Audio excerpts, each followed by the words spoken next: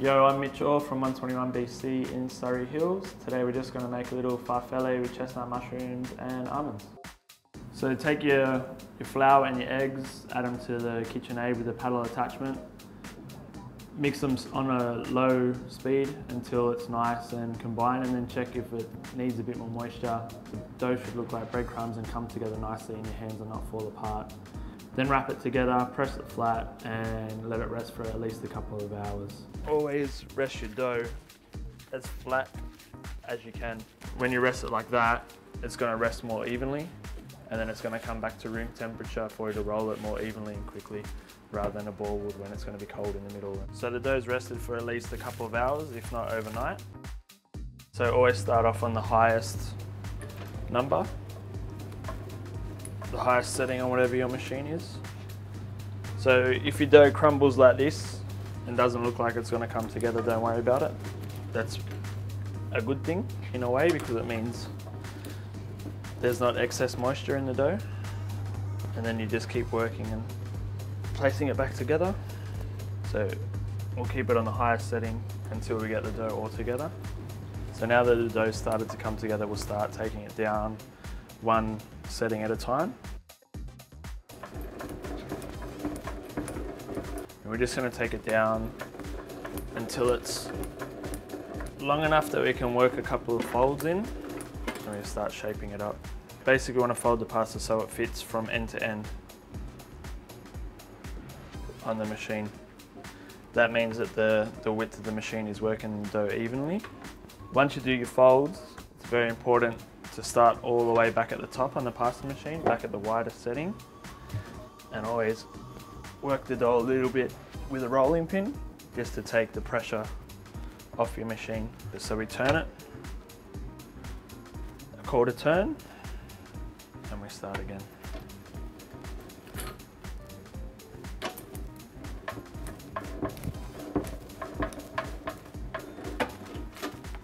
And then we go down one setting at a time.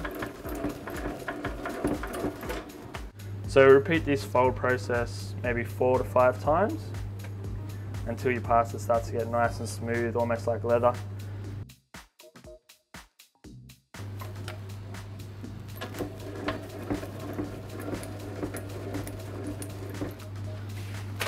So you can see it's nice and long and strong.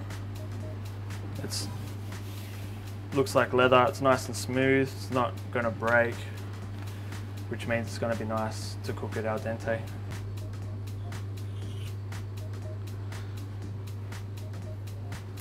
And then with the curly one, we're going to do the opposite way.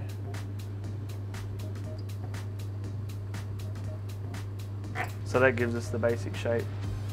So we're going to shape the farfalle now. So basically it's making a bow tie, so we're pretty much just pinching the center of the pasta together.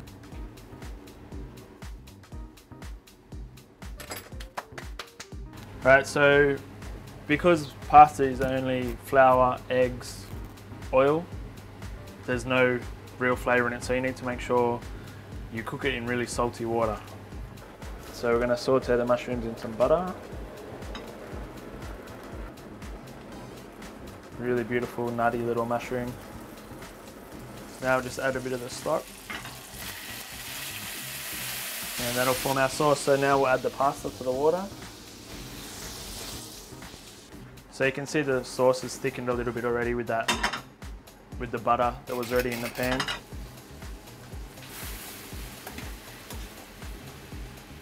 Just keep in mind that the pasta water is really salty, and so just check your seasoning in your dish first so you don't add too much salt.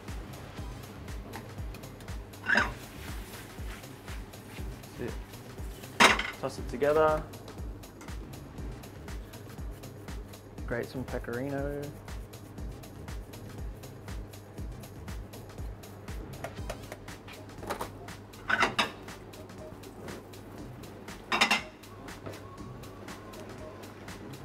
Finish it with some olive oil. Let that olive oil emulsify with the cheese and the stock and the starch from the pasta. That's it, we'll plate it up. We're just going to serve it up. And then just to finish, we got some toasted almonds, just toasted in a moderate oven for about 7 to 8 minutes.